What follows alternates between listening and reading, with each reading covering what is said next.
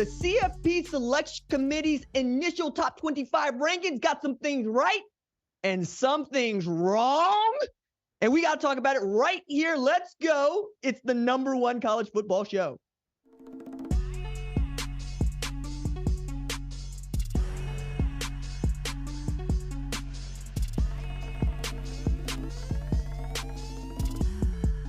What's up, kinfolk? It's RJ Young. I am not on a step mill. Thank you for watching on the Fox Sports app, YouTube, or listening wherever you get your podcast. Tonight on the show, we have to react to the College Football Playoff Selection Committee's top 25 initial rankings. They're probably going to change, but you know what? They did what I thought they were going to do right at the top. I said, hey, do not be surprised if the Ohio State Buckeyes are the #1 team in the country, according to the suits in Grapevine, Texas. And that is exactly what they did. They looked at Ohio State and they saw a football team that has been really good at keeping people out of the end zone, really good at getting into the end zone, and possesses the best player in college football in Marvin Harrison Jr. And then they took it a step further. They said, let's look at who they beat. They beat Notre Dame on the road in South Bend. They beat Penn State, who was undefeated at the time, at the Shoe. And they have since continued to do nothing but prove they are one of the 4 best teams in the sport. And to them, the #1 team in the sport. I thought that this was the way they would go if they were really stacking up the resumes against each other, along with undefeated against each other, and the caliber of competition in your conference. I don't think that it's a stretch to say it now. The Big Ten is one of the 3 strongest conferences in this sport, and they have a really great argument for being #1. Precisely because you see that team at #3 for the committee is Michigan, right? Now, there's going to be lots of conversation about this going into, but I mean, let's talk about it right now. Ohio State and Michigan is now a de facto play-in game for the college football playoff if these teams continue to do what they have been doing, which is just beating up on everybody else they have played. Now, I find this to be really interesting because it sets Ohio State up to be in the position that it was in last year, where all you got to do is win and get in. But if things shake out the way that they did last year, the loser of Ohio State, Michigan could also get into the college football playoff. So right now we're seeing the committee really does value not just Ohio State and Michigan, but the teams that they have played and the other teams in their conference. Like, as much as we throw shade at the Big Ten West, they are pretty decent in as far as their out of conference is concerned, beating up on each other, something else entirely. I think Ohio State is not shocked to be #1, but after how we have been ranking that team through the first 10 weeks of the season, they would be right to be like, oh, so the suits watch a little Buckeye football. Well, it seems they watch a lot of Buckeye football because they're seeing what I see, right? Jim Knowles' defense in year 2, they're keeping the lid on the end zone. They haven't given up more than 17 points in any game to any opponent all year long. They get Rutgers this Saturday. Rutgers, who is, by the way, 6-2, bowl eligible. Hello. It's not as easy a win as it has been in the past by any stretch, but you expect the #1 ranked Buckeyes to make light work of the Scarlet Knights as we continue to march toward the game on Thanksgiving weekend. But it's really, do you still get more out of this Ohio State offense? Because I think you can. Now, Ryan Day said earlier today that Mayan Williams is out for the season. That's a big deal. Mayan Williams had over 850 rush yards last year and was the #2 on a pretty doggone good Ohio State football team. Fell just a field goal short of knocking off defending national champion Georgia. But Travion Henderson is healthy, and we know what he's like when he is. He's a home run hitter. He had 162 rush yards and 207 total yards in their last win. We know what Marvin Harrison Jr. is capable of. He ought to be their first Biletnikoff Award winner at Ohio State since Terry Glenn, and perhaps their first Heisman winner since 2006, right? We're talking about Troy Smith at quarterback there.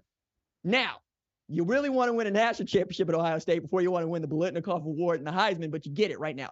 Plus, add to this, Chip Trayanum has been nothing but great for the Buckeyes in the backfield, and as that offensive line continues to find out how good it can be, expect Travion Henderson, Chip Trayanum, and even Dallin Hayden given time, right? Maybe he's in there, maybe he's not, to get an opportunity here.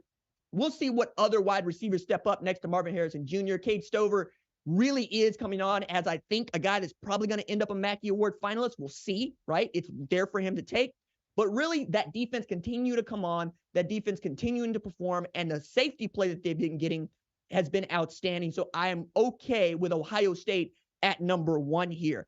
2, 3, and 4, I got no problem with this. Georgia looked like Georgia for the first time all year in their win against Florida last weekend.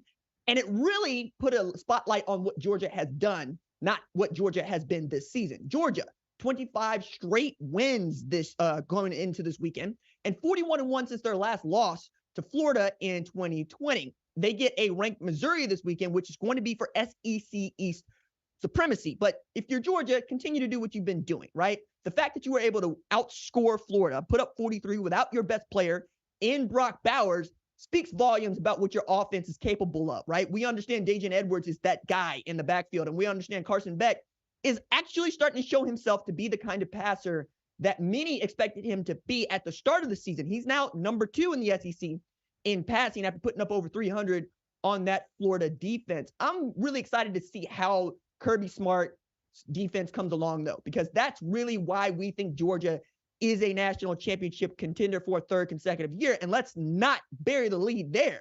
They are looking to become the first 3-time national champion in a row in the modern era. You got to take it back to the 1930s when Minnesota did it, but not a whole lot of people believed Minnesota did it, right? The voting was all sorts of wonk, and there wasn't the playoff system we have now. To do this the way that Georgia has done it, that would be remarkable, and we would have to start talking about Kirby as being one of our greatest of all times, and these 3 Georgia teams is a dynasty that we might not ever see again. They're right there on the threshold. And then you got Michigan at number 4, Michigan number 3, Florida State number 4. Now, a lot of people that are saying Michigan ain't played nobody, and they'd be right.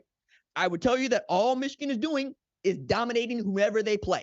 It hasn't mattered who that is. They've had some ups, they've had some downs, but as the season has gone on, they have shown themselves to be one of the class college football teams in our sport, and they're going to be much healthier and much less taxed in this November than many other teams are, because they've been able to get into 4th quarters where all they've been able to do is sit their starters and let the backups get really good game preparation in times that may have not got for, say, Ohio State, right, who need to come from behind and go beat Maryland, for instance.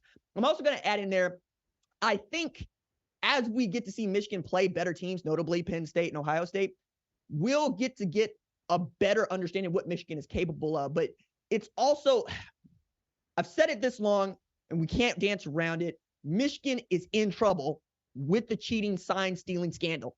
How that affects their season, it hasn't, not yet, right? We still have to wait on someone, whether it be the Big Ten, the NCAA, to tell us what to do or what is going to be their punishment. But right now, if you are Michigan, all you can do is win out, make the college football playoff, and do something you've never done in school history, win a college football playoff game.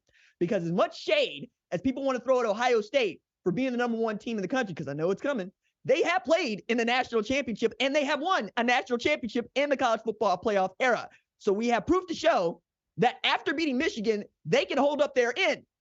We don't have any proof to show that after Michigan beats Ohio State, they can hold up their end, right? I think that that's going to play into the psyche of the committee, which is the reason that we have it, right? We want them to use their brains, use their eyes. We don't want to see computers do this damn thing. Now, you put Florida State here at number 4. I'm still trying to figure out what to do with this one, because they beat an LSU team that has already caught 2 losses, right? And whose really best win is Missouri, okay? They're also a Florida State team that need to come from behind to beat Clemson in overtime, which in, previous years, say the last 10, would mean something. But this year, not only do you have Clemson 4-4, you got Dabo Swinney doing an entire segment on Tyler from Spartanburg about what Clemson has done in the past and how he needs to appreciate what Clemson has done in the past and not so this season so hard. I don't want that win on my resume if I'm Florida State in the way that people got to look at it. Then you're looking at Duke, who was ranked when you played them, right? But you played them at home. They had their best player on one leg, and when he was on the football field, he was winning the game. I can't look at this Florida State team and trust them. I don't know how good they are, honestly. I know what I think the ceiling is, right? Could they walk through the rest of the ACC into the ACC title game undefeated? Absolutely, probably will. They don't have a ranked team left, and the best team capable of beating them that might get in the ACC title game right now is Louisville, but quiet as it's kept, Virginia Tech has a path to the ACC title. All they got to do is beat Louisville this weekend, continue that, and then we're talking about Florida State playing Va Tech, which, again, during the Beamer era would have been a very big deal. During the Bowden era would have been a very big deal. Today feels like 2014 Florida State all over again, where you'll run through the entire schedule undefeated and then get beat like a drum by Donald and the Ducks over there in Eugene, Oregon. All right.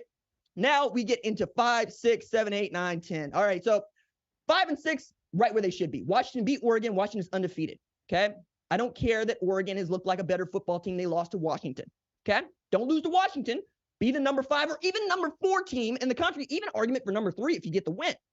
Right. But we also were talking about a Washington team that hasn't looked great since beating Oregon. Very close contest to teams that we don't think are very good if you're not paying attention to Pac-12 football. Like Stanford been giving everybody fits. Arizona been giving everybody fits. All right. Arizona State been giving everybody fits.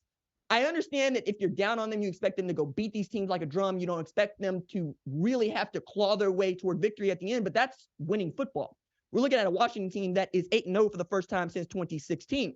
Last time they made it to 8-0, they made the college football playoff, right? And I think a big reason is Michael Penix Jr., Rome Odunze. Those guys have been outstanding. They're going to absolutely have an opportunity to put up some points this weekend as they get a really terrible USC defense to play. And they get yet another ranked opponent because USC is here, number 20, but they are here. I'm looking at Oregon and saying, just take care of business. After what you did against Utah, we're all on board, right? I thought that Oregon has the best opportunity to win the Pac-12 championship, even after the loss to Washington, right? Even as Washington is the front runner. If you go undefeated through the rest of your schedule, you win the Pac-12 title game, you're going to get into the playoff because you're probably going to see Washington for a second time if they take care of their business.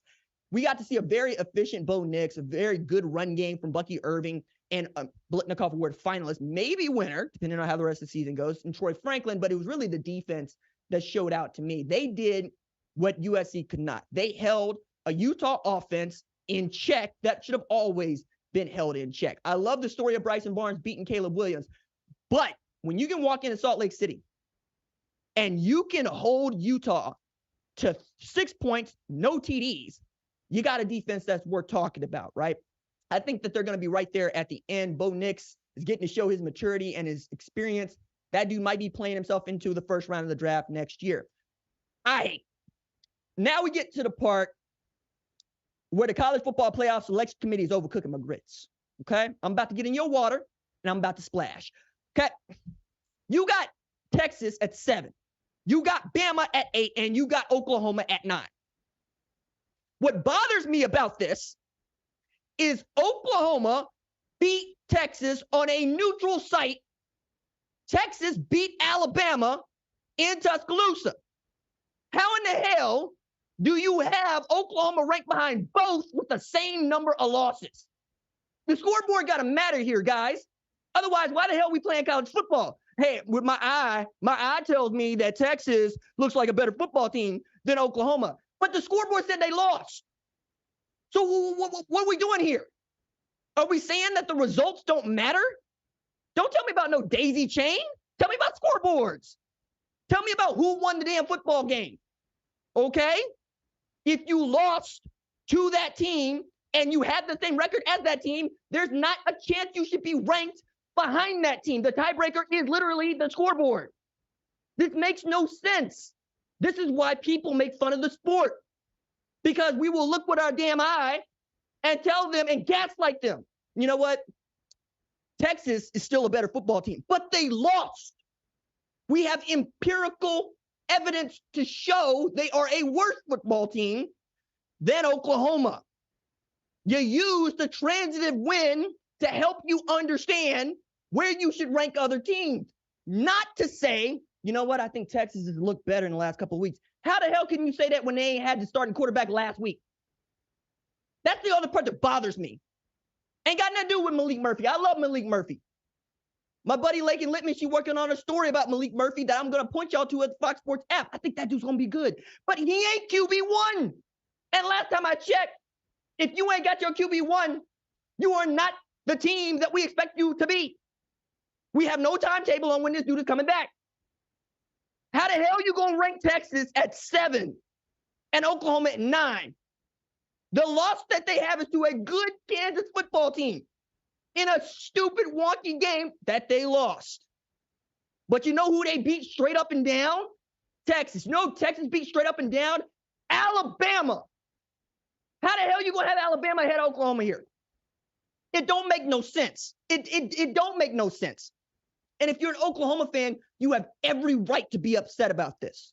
You have every right to believe that they are coming at you. Matter of fact, this is the reason I love doing this show right here, because these things would fire me up just like this.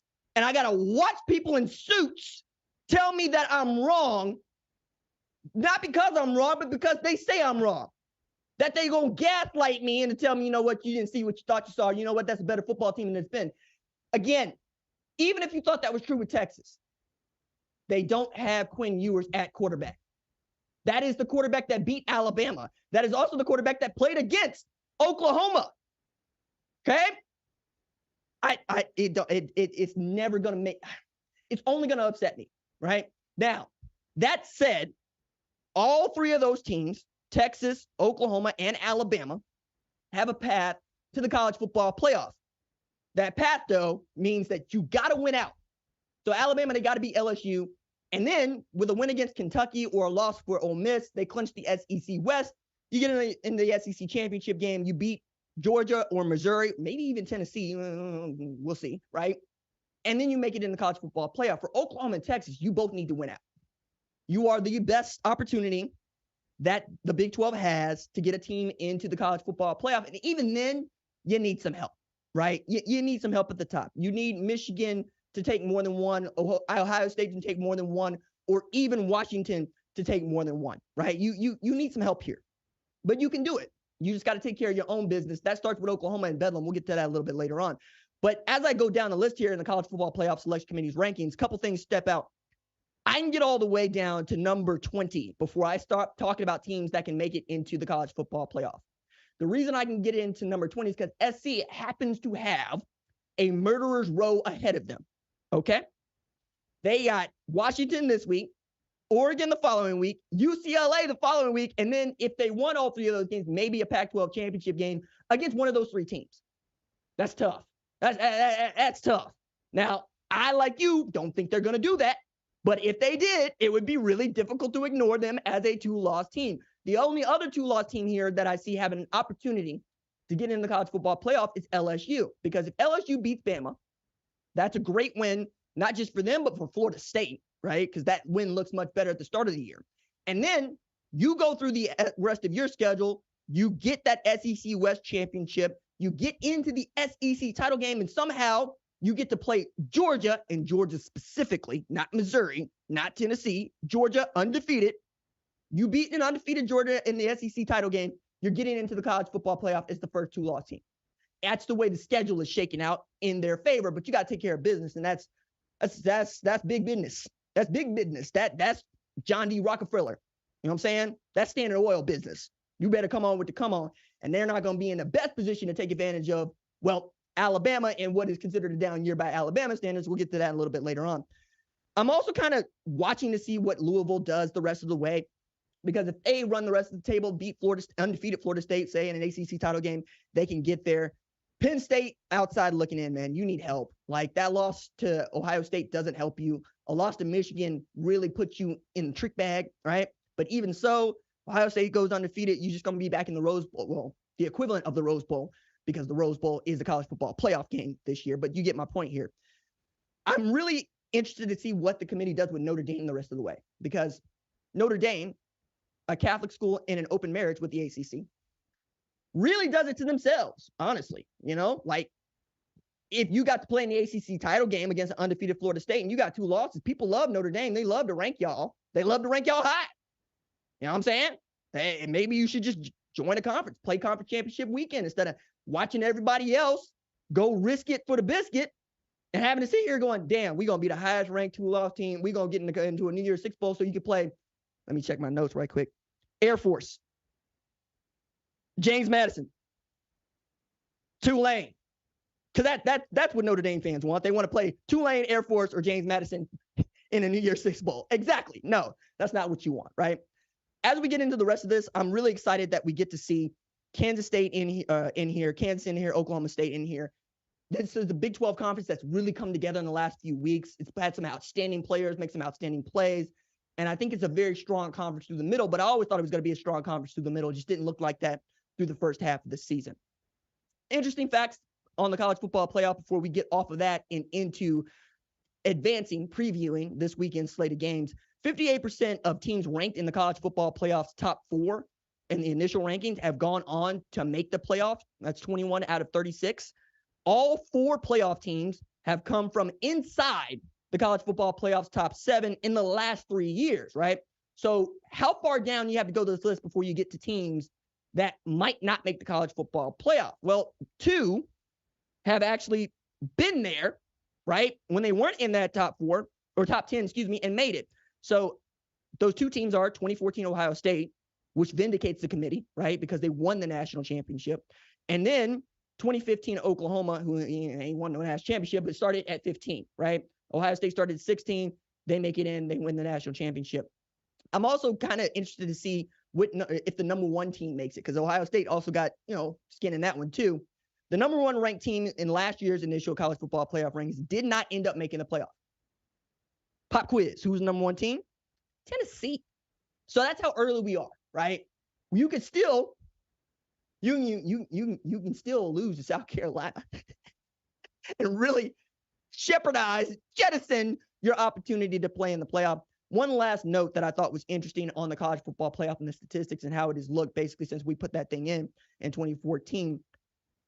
I find it really remarkable that the furthest back you can be still is 16, because that means that Oregon State here would normally have an opportunity, right? But it also means that we're going to have to continue to do this over the next 4 weeks. And we will, right here, live, Tuesday nights, reaction to the top 25 as the college football playoff selection committee sees it.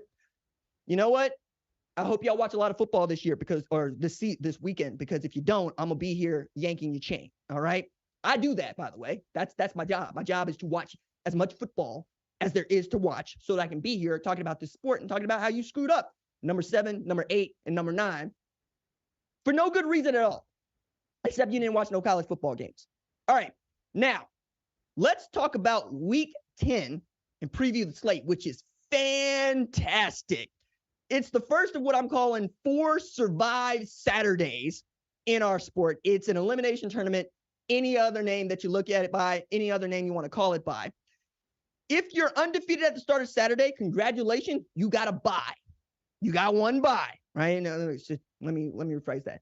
If you are a Power 5 team who is undefeated, congratulations, you got a bye.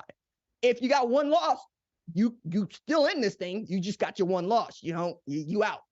Now, if you got 2 or more, you got to be LSU, you got to be USC, and then you have to basically climb that mountain and then go stay at the top of that mountain, which nobody has done. We'll see if you can do it. All right. Now, let us take a look at the number 1 game on the slate for your boy right here. Number 9, Oklahoma. According to the AP, according to the College Football Playoff Selection Committee, at Oklahoma State. Okay? Who is also ranked, I might add, in this game, since we're talking about ranked wins now.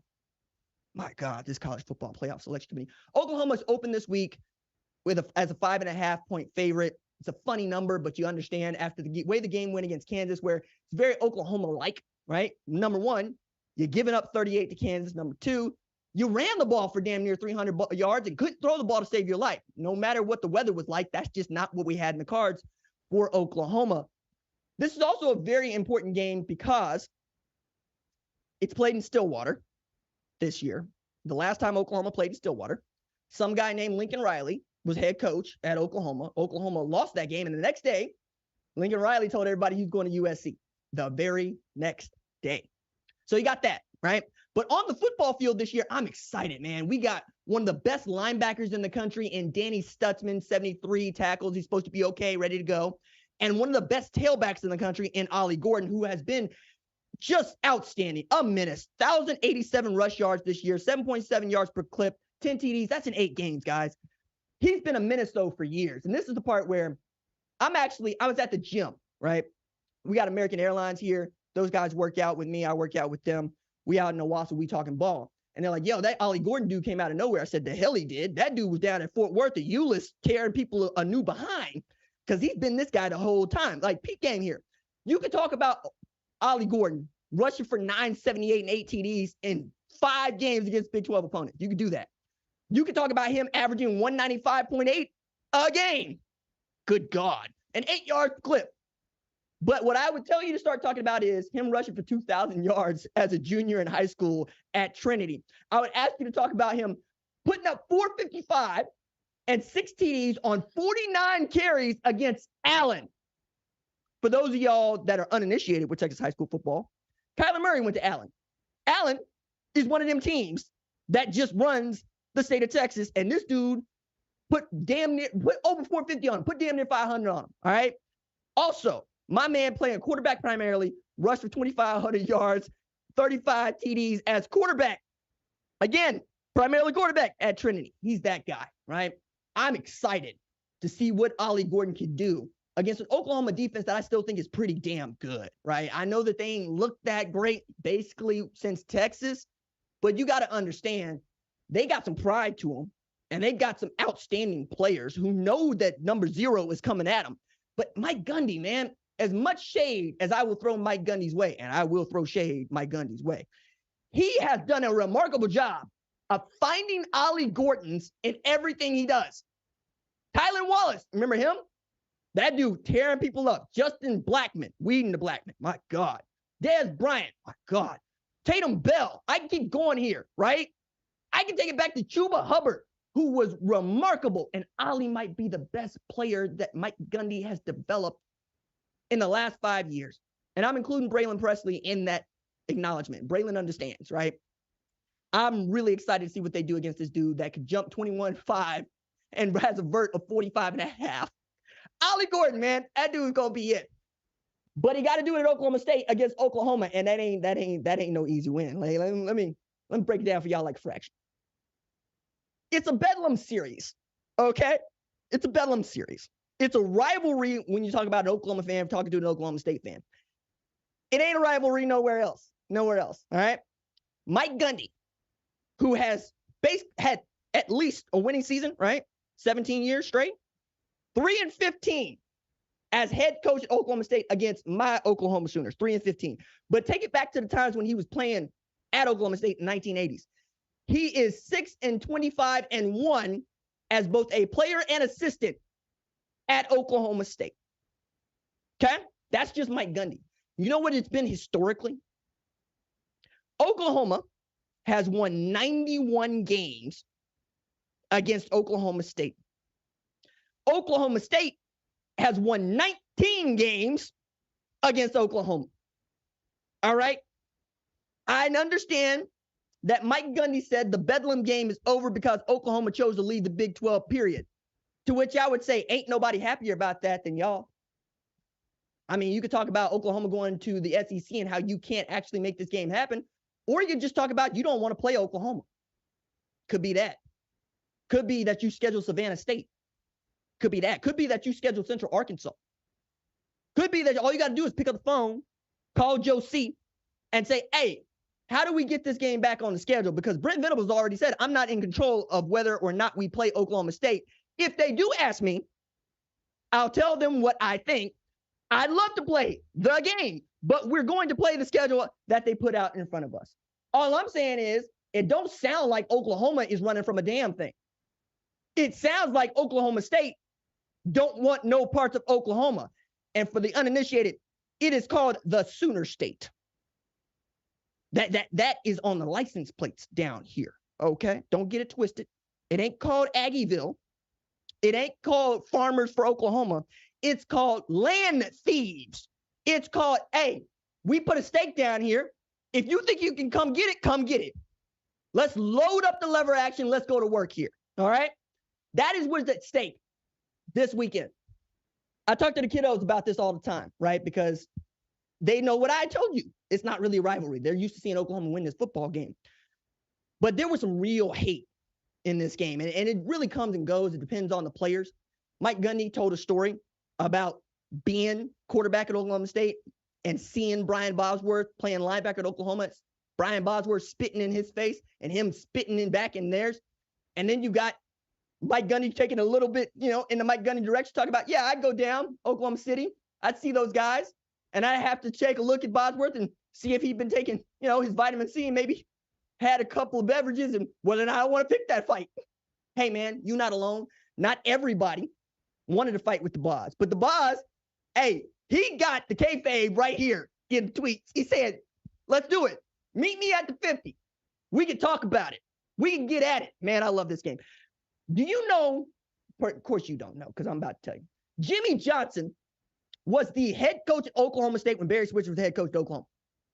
Yeah, that Jimmy Johnson. Fox's Jimmy Johnson. Dallas Cowboys Jimmy Johnson. Miami's Jimmy Johnson. And Barry Switzer used to whoop his ass. Whoop him upside and one down the other, right? Guess what happened when Jimmy went to Miami? He could not wait to play Oklahoma because he remembered getting his butt kicked in Stillwater. Love that. That's what you do with these, right? You got family on one side and you got family on the other. And we can't wait to fight each other on Saturday. And this being the last game on the schedule between these two teams for the foreseeable future, you ain't trying to go out with no L. You can't. You know why you can't? Because it's our lifetime. If it was going to happen years ago, cool. That was years ago. I wasn't part of that. But I'm in it. I'm 36 years old. I'm the dude that was walking around Oklahoma State looking to get a PhD in English, handing out L's to students who took them out of my hands, by the way. I didn't have to ask very long. You can find that video on the channel. I said, would you hold this? And they took a flag that had an L on it. Okay? That's what they did, not what I did to them. Okay? Then I got this job as I was getting ready to get that PhD in teaching English at some liberal arts school. But now you got me talking about college football. Ain't life just amazing? It really is. I'm going to pick Oklahoma to win Bedlam because obviously. But also, yo, man, I understand if you feel some kind of wishy-washy way about this, right? Like if you were feeling comfortable about Oklahoma beating Oklahoma State 5 weeks ago, congratulations, that was the majority. If you are uncomfortable with Oklahoma beating Oklahoma State now, all right, I understand. It's not just that Oklahoma showed that it can take a loss. It's also that they got this dude, Ollie Gordon. It's also that they have decided that Alan Bowman ought to be the quarterback. And by the way, that's when the run game emerged. When Mike Gundy stopped playing Russian dolls with his quarterbacks, throwing his kiddo gun out there, throwing, my goodness, Garrett Rangel out there, and now Alan Bowman. I'm always going, man, Alan Bowman is always the guy. Why are you playing musical chairs out there? And now that they got him, they in position to go get their 6th win, get bowl eligible over Oklahoma's dead body in Stillwater. You know what? Only thing that would be more embarrassing is if Oklahoma State put up the 1945 national championship banner inside of their stadium. Oh, damn, they did that, didn't they? Anyway, number 23, Kansas State at number 7, Texas. That's the big noon game. Excited about this one. I'm excited about this one for a number of reasons. It's just it's crazy to look at this. Texas 4.5-point favorite without Quinn Ewers. Okay. I love Malik Murphy. He did not look great against BYU. Okay. We'll get to that. But it's more about what Chris Kleiman ain't been able to do against Texas. Now, Chris Kleiman has owned Oklahoma. The reason that I thought Oklahoma might have an opportunity to go undefeated this season when they got to about 6-0 is because Kansas State wasn't on the schedule. Kansas State has beaten Oklahoma 3 times out of 4 with Chris Kleiman as head coach. Okay? Home and away. He just got Oklahoma's number. Lincoln Riley or Brent Venables, it doesn't matter. However, Texas owns Chris Kleiman. And I say Texas, it's not just because Chris Kleiman is 0 for 4 against Texas. It's because you could take it back to the Tom Herman era for the last time that you saw a Kansas State team that could beat Texas. That's wild to me because we don't really think about Kansas State having any sort of history with Texas. Not really, right? And then add to this, oh yeah, Kansas State is the defending Big 12 champs. Oh, they have decided to start playing like they are the defending Big 12 champs as they put 41 up on Texas Christian and allowed 3. Put 43 up on Houston and allowed 0. Okay? Like, they've been putting it together here. Now, I'd also add in this that Kansas State is going to catch Texas at a very unique time. Another reason I got them real problem being number 7. All right. Not just you ain't got Quinn Ewers, okay? It's also that Texas is somehow 24th in scoring, but ranks 101st out of 133 FBS teams in red zone scoring percentage. They have scored just 26 times in 33 trips into the red zone. They can't finish.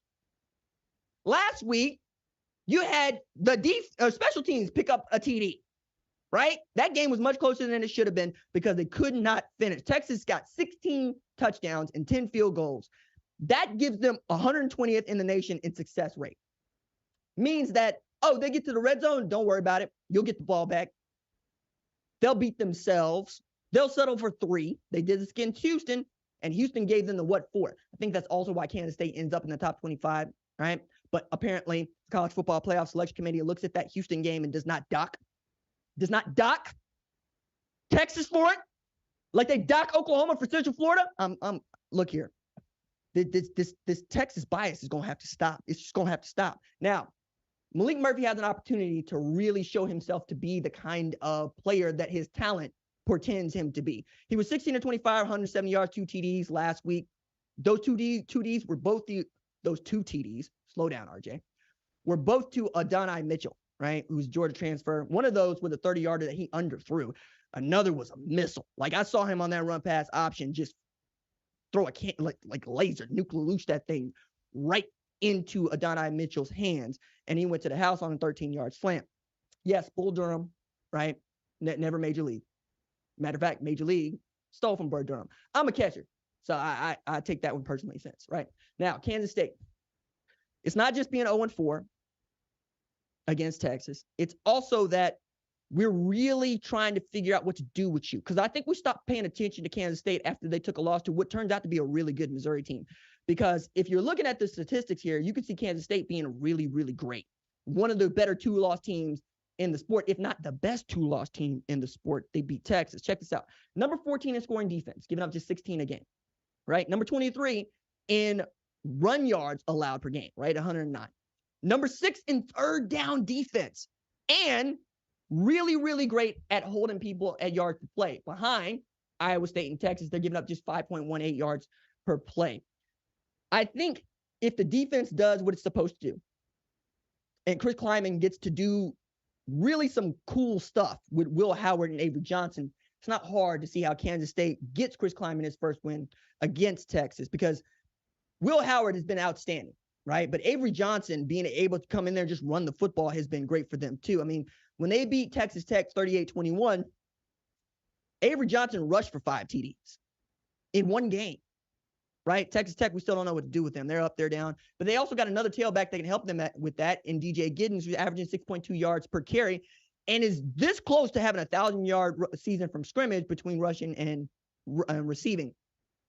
I'm not so certain that Kansas State can't somehow find themselves in the Big 12 championship again, just kind of like they did last year, where they just kind of appeared there and then all of a sudden beat Texas Christian. They're dangerous. I wouldn't want no parts to do with them. But now that they got Texas and they got Texas up against the wall without Quinn Ewers, I think this game is going to be much closer than many thought it was going to be, say, 4 weeks ago. And I'm going to go ahead and pick Texas in this, but I'm doing that mostly on the strength of what the defense has done, right? In spite of what the offense has done. I think Texas has a better defense than Kansas State. I trust Texas's defense more than I trust Kansas State's defense. Okay? I also trust Steve Sarkisian to find a way to scheme to get his guys opportunities to score. Jonathan Brooks is going to be heavy in this game. Xavier Worthy is going to be heavy in this game. Adonai Mitchell, JT Sanders are going to be heavy in this game. You're going to make the game easier for Malik Murphy. He's learning now that, hey, man, they can hit you in live. They don't run past you now. You can't hold the football. Get the ball out of his hands quickly. Let the playmakers do stuff. I think Texas is going to come away with this one. And then we get to progress toward perhaps Oklahoma and Texas playing the Big 12 title game, maybe playing for a college football playoff selection spot. Another elimination game this weekend. Number 14, LSU at number 8, Alabama. All right. Alabama is the 3-point favorite here. Now, with a win on Saturday and a win against Kentucky the next week or a loss by Ole Miss, Bama clinches the SEC West, right? It's kind of the same thing for LSU, but this is really already bubbling to the surface for me. Offensive coordinator Tommy Rees at Alabama was offensive coordinator for Brian Kelly at Notre Dame. Brian Kelly's at LSU. And after losing to LSU last year, what did Nick Saban do? He went and got a former coordinator for Brian Kelly to call his offense. Already very excited about this one because I'm sure that both of those guys know a ton about each other and a ton about each other's strategies and how they like to attack. I think that's going to be really cool to watch that chess match play out. But it's also going to be Alabama's offense against what has not been a great, by any stretch, LSU defense. Now, they're not going to have Mekhi Wingo. They're also going to be down 3 really great defensive backs in Zy Alexander, Deuce Chestnut, and Denver Harris. But they still got a Harold Perkins over there. And Nick Saban better have had 2 guys on Harold Perkins at lunch yesterday, because that dude can wreck anything you want to do offensively. Anything, especially with a guy like Jalen Milroe, because the thing about Alabama's offense is that they're going to allow sacks of Jalen Milroe, or I should say Jalen Milroe is going to allow sacks of Jalen Milroe. The Alabama offensive line has given up 4.38 sacks per game. Sacks is a quarterback statistic mostly, right? If you give the dude 2 sacks to throw the ball and he don't throw the ball, that's on him. Alabama does that. They give Jalen Milroe time to throw. But the thing that makes Jalen Milroe great is his ability to get time to toss it downfield, and when the clock expires for the offensive line, he can usually make you right. Like, he'll run away from people. He'll take some sacks. He's as much a home run hitter as Jace McClellan is, as Roydell Williams is. On the outside, Jermaine Burton and Isaiah Bond. Those are the guys that he's going to try to hit against a depleted LSU secondary, because I have little faith that Matt House can keep the lid on that defense for Alabama, which has not been great at scoring the ball, by the way. They're 78th in yards gained. They're 74th in penalties per game and 50th in scoring. Jermaine Burton's going to have to keep his head on. No stupid penalties for Jermaine Burton. Okay? Alabama, false starts. Got to stop it. Okay? You got to allow your defense to do what your defense does, because that strengthens the Alabama team. It's going to be Chris Braswell and Dallas Turner coming after a remarkably efficient Jaden Daniels. Okay? It's going to be Kool-Aid McKinstry lined up against Malik Neighbors going, you won't catch a pass. Okay? It's going to be Terrion Arnold coming back from getting beat, because Terrion Arnold's going to get beat at least once, right? We're going to see it. Nick Saban's going to chew him up. He's going to stand him back out there, and Terrion Arnold's going to make another play. Okay. Caleb Down's been outstanding on that back end too, right? And when Malachi Moore's in there, Malachi Moore's great. I really think the 2 stars of these teams are going to be Alabama's defense versus LSU's offense. Jaden Daniels has had a Heisman winning season so far, over 2,500 yards passing. I think he's got 5 games of 300 yards passing or more, 25 pass TDs to 3 interceptions. But the Bama D is long and strong and forceful. 3.5 sacks a game. They're going to get pressure. They're going to get home. It's, can you survive that onslaught? And can you get 6 when there's 6 there to get? Because you can't afford to kick field goals against a Bama team that can go put up 28 in a hurry. And I think that's going to be what's going to take. LSU is going to have to score at least 4 times to beat Alabama.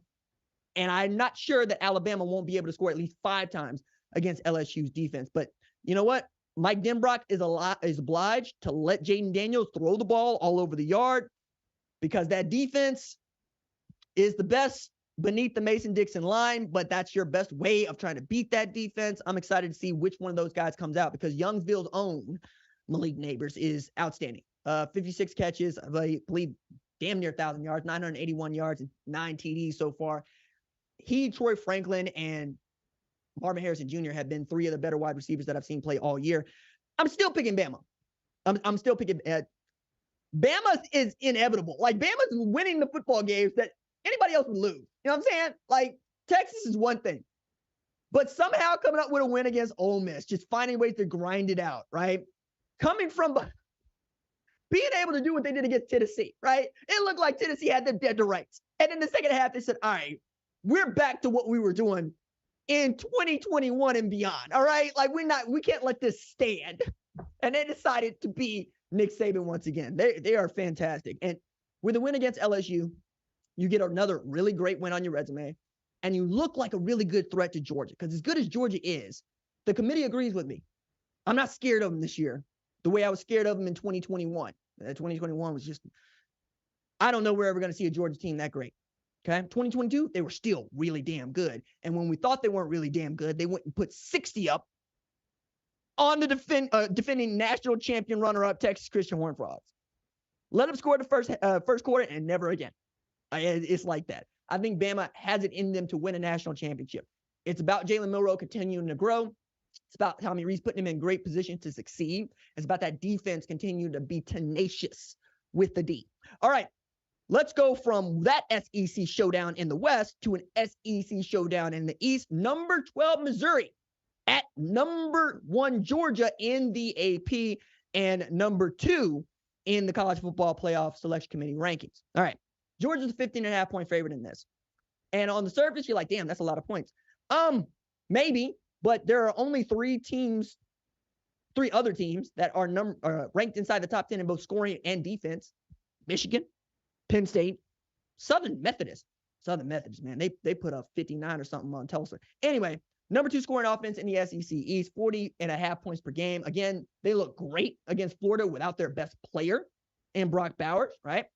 They're getting a Missouri team, though, that knows what it is doing. Like, as much as I love that Carson Beck is thrown for 315 yards on average and 73% completions, 4 picks versus 17 total TDs, I still like Missouri to put up a good fight in this because they can score with Georgia given the opportunity. Now, Beck is also, along with Jaden Daniels, as I said, one of the 2 best quarterbacks in the SEC this year, and Dajan Edwards has been outstanding from scrimmage, 103 yards. But the thing that I think is holding Missouri back is just history.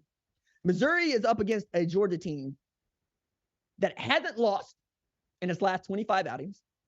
It's 41-1 since the last time it lost to Florida. And pop quiz, when is the last time that Georgia lost at home? You got to take it back to when Kirby Smart's defensive coordinator was the head coach of South Carolina, October 12th, 2019.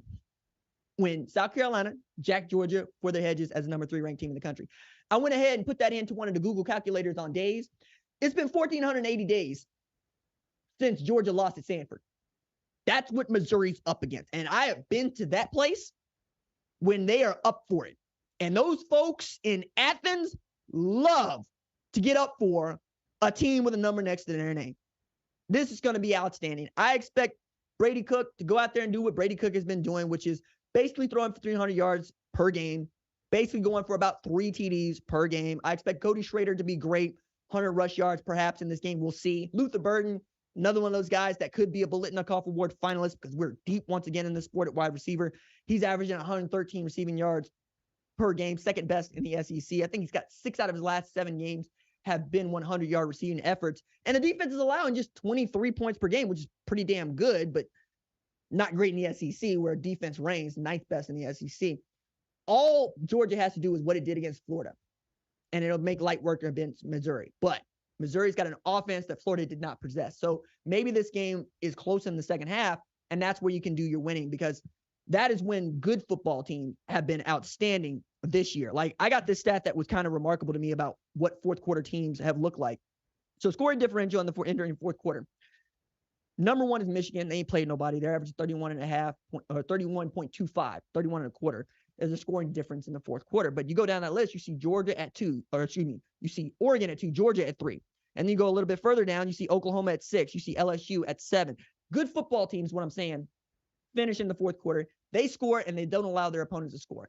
If Missouri can extend the lead going into the fourth quarter, they got an opportunity here, because I don't think that Georgia's built to come from behind that way. I think they're built to come out strong in the third quarter. And if you can withstand that surge and you're in striking distance, you got a shot here.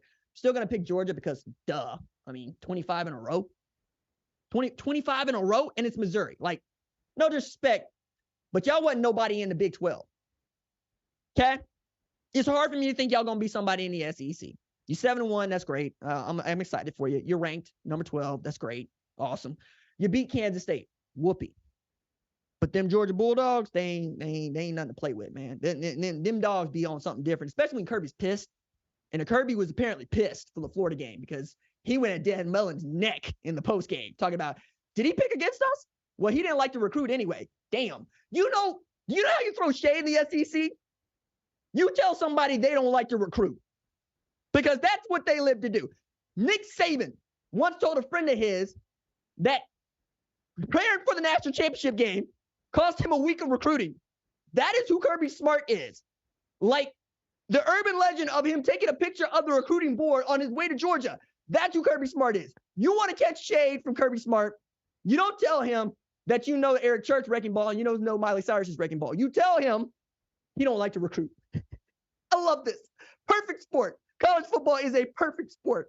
Let's go all the way to the West Coast and talk about the big game in the Pac-12. Number 5, Washington at number 20, USC. Now, Washington is a 3.5-point favorite in this game. Again, they're 8-0 for the first time since 2016, but check this out. They were 9-0 when they had to play SC. And that is also the last time that we got to see SC beat a top 10 team that was 9-0. Okay? Like I've told everybody, SC has had a problem with top 25 teams in the Lincoln Riley era. They're 0-2 against them this year, right? And Lincoln Riley ain't been great at SC against top 25 teams. But Washington has shown you ways in which it is willing to try to lose football games to teams that aren't as good as USC. And remember, USC is the same team that gave up 49 to Cal and had to score 50 to win. Okay?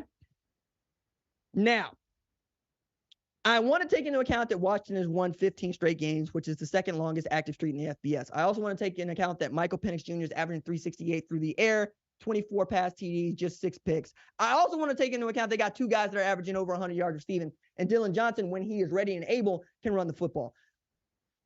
But your defense gives me the creeps the last 3 weeks, man. And knowing that Caleb Williams is absolutely against the world this weekend, you better be on it, okay? Chuck Morrow, Will Inge, y'all better be on it because that dude makes SC into the team that it can be. Now, has he been great the last couple of weeks? I mean, he was great against Cal, but he wasn't great before that. Does he have the capacity to play like the number 1 pick in next year's draft and the reigning Heisman winner? You damn right he does. The other thing is he's averaging 309 total yards per game. That's running, that's throwing. He's also got a guy in Marshawn Lloyd that I think has an outside shot of being an All-American this year. Maybe not first team or second team, but definitely getting there because he's been great. But it's really, can you stop Caleb Williams? And as good as Cal was last week at trying to beat up on USC, they gave that man another opportunity. Okay? Cal had a 28-17 lead on the Pac-12 network, pushing back the start of this show, and managed to let that game get to 43 off. What bothers me is that Cal let USC win this game rather than go win it. They forced a fumble out of Caleb Williams, got the ball back and immediately threw it back to him, and Caleb said, cool, I'll go get it. Then they went for 2, and they failed.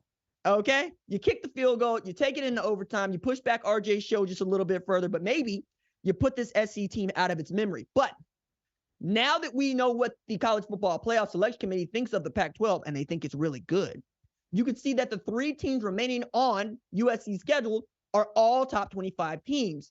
One of those is Washington, who's the best team in that league right now. One of those is Oregon, who's the second best team in that league right now. And one of those is UCLA, who might be the third best team in that league right now. You beat all 3 of them. You win the Pac-12 championship game. You stand an opportunity to be the first 2-loss team to get into the playoffs. So Lincoln Riley does not look as, let's say, out of this world, living on Mars, as he did following the loss to Utah when he told everybody it's all right there for us. Because, well, things just tend to fall for Lincoln Riley in November. Take it from me as an Oklahoma fan, I would get the Willies in October because I know that Oklahoma just doesn't make it through October undefeated. But in the Lincoln Riley era, until 2021, undefeated in November. Okay? That's when he does the damage. That's when teams tend to fall to him. And you know what? That's a credit to the kind of coach that he is and the way he can get his guys to show up in winning time, because that's what November has been, is winning time. I'm still picking Washington. I think that Washington has enough offensively to withstand whatever attack they're going to get from SC, because I saw them do it against Oregon.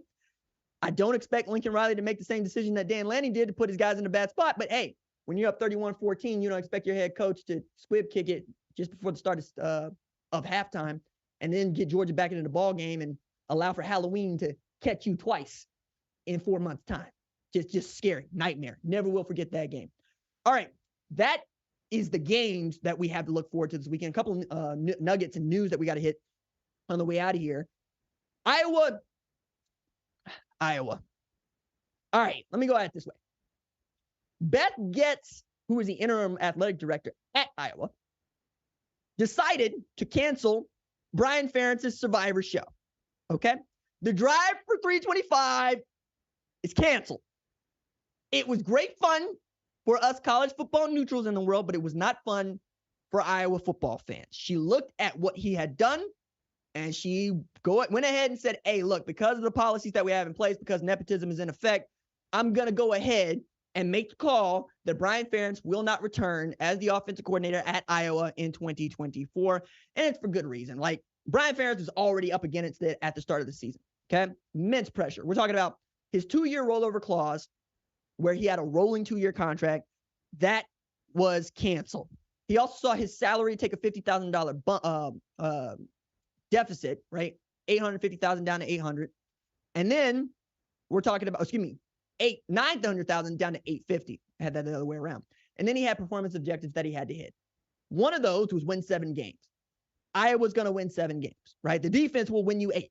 That's how it feels at Iowa right now. You just needed a quarterback and you needed the offense to get there. He had a quarterback and it looked like they were going to get there. And then Cade McNamara goes down for the season. You got to run out Deacon Hill there. And it comes off the rails for Brian Ferentz once again and the Iowa offense. So averaging 25 points per game this season looked like it was gone. They're averaging just 19.5 points per game this season. By the way, the 25 points per game, the defense could help you. Like, he didn't have to do that offensively. Like, they didn't put that stipulation in there, which is what I would have done. I would have said the offense has to score 25 points a game. They didn't even do that. They still can't get there, 19.5, and that's only marginally better than last year where they averaged 17.7. The Hawkeyes have scored just 5 TDs in 5 Big Ten games this year. Yet, and still, Iowa sits atop the Big Ten West. Like, they got a shot here at playing the Big Ten championship again. They're also damn near last in total offense, averages 232 yards per game. Like, it's bad down there. And as much as I feel bad for Brian Ferentz having to go out like this, I think Kirk put him in this position. Kirk knew what was going to happen with that offense. Now Kirk has an opportunity to go get the kind of offensive coordinator that we all want to see paired with Phil Parker and that defense. Matter of fact, that's the guy to go talk to. Now, if Iowa had a better resume, better schedule, even ranked top 25, I would tell anybody that would listen, give Phil Parker the Dan Broyles Award. That man has been one of the best coordinators in our sport for the last 5 years in a row. I want to hear what he thinks a good offense looks like. I don't think Kirk should tell us who the offensive coordinator is. I think Phil should tell us who the offensive coordinator is, because anybody that can give him fits is somebody you want to be calling the offense for you. It's also very interesting that Cade McNamara is coming back, right? So maybe he's got some thoughts about who that guy should be too. But if you get even close to what we think of as a decent offense, say Wisconsin right now, who doesn't think Iowa could challenge for the Big Ten championship? USC, Oregon, UCLA, come what all, Washington, you wouldn't care because that defense has been so good. Nobody finds Iowa 8-man players that turn out to be All-Americans quite like Phil Parker. Think about guys like Cooper DeJean, man. So this last year we're going to see Brian Ferentz, but it does not guarantee that we're going to see great offense from Iowa next year. I am also going to just say, Iowa fans, I understand some of y'all feel like this is a Pyrrhic victory, right? Because you got to get through half the season before the inevitable was always going to happen. But on the other hand, Beth Getz did what Gary Barta would not, which is intercede on your behalf, because she too is tired of the offense not doing a damn thing and the defense having to carry the entire Iowa Hawkeye program. All right, another nugget here. There was some jewelry stolen from the Colorado locker room at the Rose Bowl, and Colorado's lost to UCLA. While other people have already told you what they think about this, notably Prime, who said at his press conference earlier on Tuesday that he expects the NCAA and or the Rose Bowl to make his players whole. The quote is, they say it's the granddaddy of them all, right? I'm sure granddaddy got some money. That's a cold line. That's a cold line. I also thought it was interesting that not enough people are saying what UCLA has said about this. So Chip Kelly, credit to him. He said, I was just told about this walking over here. It's awful. Talking about on the way over to his post-game presser to try to celebrate a win.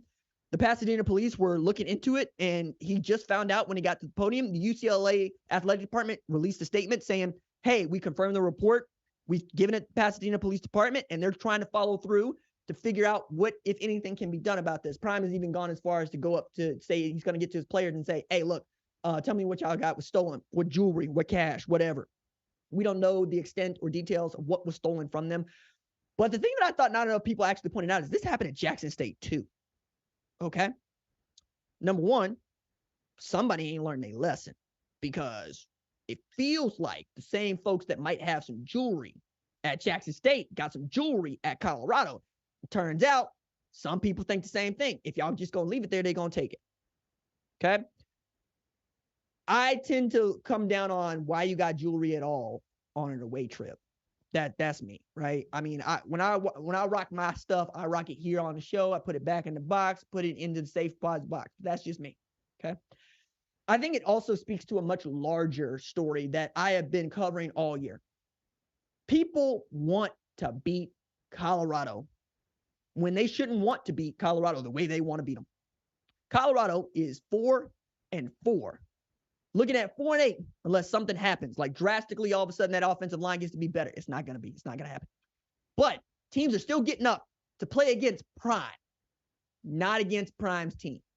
And that is not working for some of those players because they are very good at the top of the depth chart. They're just not deep enough to withstand the kind of punishment that they are taking at the bottom. Like, you're looking at Travis Hunter fighting for his life. Shedeur Sanders, who they said took a pain shot in the middle of that game.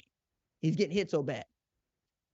You can't keep doing that and expect to win football games. But I also think it is more to the point, we want to show up to watch Colorado play because each game they play is a ratings bonanza. And I keep continuing to say the ratings out loud because they matter. Because just because you're a college football fan who's like, Colorado's not no good, why are we talking about them? Your mama knows that Coach Prime coaches Colorado. I dare say she cannot tell you who Kalen DeBoer coaches. Okay? That's why this matters. She can't tell you who Justin Wilcox coaches. That doesn't mean much to her. And since I'm picking on the Pac-12 here, I'll bet she can't tell you who Dave Doran coaches. Okay? That's why we talk about it. That's why we talk about it on the show. People really care about what this team is doing or not doing. Now, how they finish the rest of the season, that is going to be interesting, right? Because Prime ain't built for 4-8. That man has built his reputation and his entire career on not just winning, but dominating. And that is what he expects from his players. And he's already said it ain't about whether or not you're looking after the dudes as much as he is going to look into the portal to get dudes that are better than you. Okay? That's how we turned over the roster to get them those wins against Texas Christian, against Nebraska, against Colorado State. That's how they built that 29-0 lead against Stanford that they blew. They went into the portal and came out with players. It's much more difficult to come out with offensive linemen than it is to come out with skill players because they're just more skill players than their offensive linemen. Not everybody gets to be Michigan, where you create the Joe Moore Award-winning offensive line. You create the kind of offensive line-friendly university that invites other players who are outstanding and want to come there. That ain't what they've done just yet. But I suspect Prime is going to twist that place into being the most offensive line-friendly university on the face of the earth because that is how bad they need them. And with a decent offensive line, maybe Colorado makes a push at the Big 12 championship. But right now, it feels like Utah would beat the bricks off them. Just beat the brakes off them. Just house them. And that's with Bryson Barnes at quarterback, not with Cam Rising at quarterback, who might come back in 2024. Man, so much going on this year. I said it was going to be a massive show. It has been a massive show. We started with Ohio State at number 1, and we ended with me talking about Colorado. That is a perfect encapsulation of the number 1 college football show. Our number 1 college football show leads the screen are Jack Coakley and Torrin Westfall. They make us better in the film room. Production assistant Kiara Santana puts a special in our special teams. Social producer Javion Duncan makes sure the recruits and the rivals see the cake we bake. Our technical director is Aaron Schechter, sitting in the signal. Senior producer Catherine Cordaji sees the entire field from the booth. Lead producer Tyler Wojak calls the plays from the sideline, and the play snaps on my clap. We will be back right here live Saturday night following the end of LSU Alabama. Until then, stay low. Keep those feet driving. That was